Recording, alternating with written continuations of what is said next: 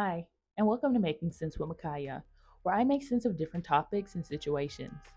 Today I'm going to be continuing the conversation about banned books and the discussion that these kinds of literature bring up. Last time I talked about the banned books that I've been reading so far this semester and what I thought about those pieces. Today I'm going to be talking about the broader topic of banning books and what that implies. I will start by saying that I do not believe that any book should not be available if someone wants to read it. Books are expressions of beliefs, ideas, experiences, and creativity. I do not believe in censoring a person's personal ideas, experiences, or their creative work, because that does not allow people to be authentic. Whether their authenticity is digestible, offensive, or seemingly unimportant, I believe that people should have an outlet to be authentic and share part of themselves with others if they so choose to. And additionally, I believe people should have access to these works, whether they agree or disagree with the material presented. Is this material always going to be appropriate? Of course not, but that doesn't mean that people should be silenced or that others shouldn't have access to it at all. Do I think this material should be taught in class? Depending on the specific topic and how it is presented in a book, sometimes yes, and other times no. But I don't think that should be up to me to decide, because I'm not an instructor. I didn't go to university to study education, nor do I particularly want to go into that field. So I don't think it should be up to me, or I don't believe I should be opinionated on what should or should not be in a specific teacher's curriculum, especially if it fits into what is mandated by the school's district. However, having been a high school student myself at one point, I can say that the topics presented in many of the books that are being banned today are situations that people face on a regular basis, and I believe it is necessary that students are introduced to these topics while they are in a safe and controlled environment, like their classroom hopefully is.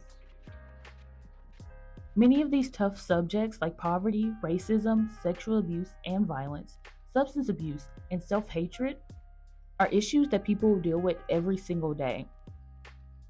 And most students may know someone who is struggling with these issues, or they may even be struggling with them themselves.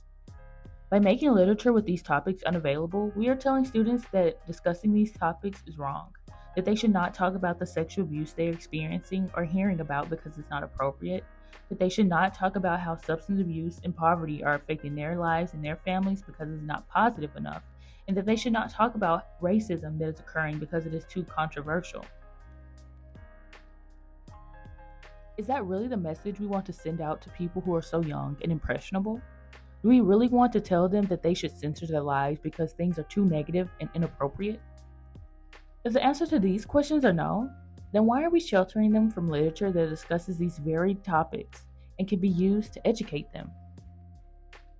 If we can allow children and teens to have access to social media sites like Twitter, TikTok, and Instagram, where videos depicting violent actions like murder and suicide can be published at any time, or posts spreading racist ideology, rape threats, and constant streams of bad news that they can't fully comprehend, why can't students have access to a book? Even TV shows, movies, and video games have similar sensitive topics, yet these same groups have what seem to be unlimited access to them. If you have a child, I encourage you to encourage them to read a banned book. The children who have access to these books and read them will succeed and become well-rounded individuals. They will be the ones who will be truly able to understand, analyze, and digest these serious subject matters. And they will know how to respond when these topics are mentioned later in life. They will have sympathy, they will have empathy, and they will be able to show true emotion.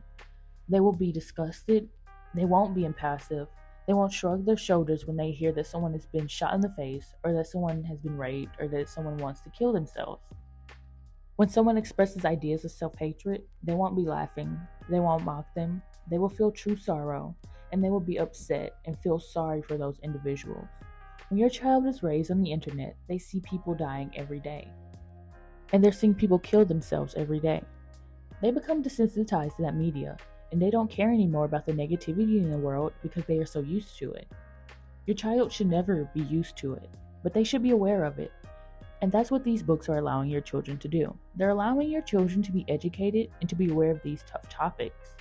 Social media is desensitizing them. So again, I urge you to encourage your child to read a banned book. For their future and for the future of society as a whole.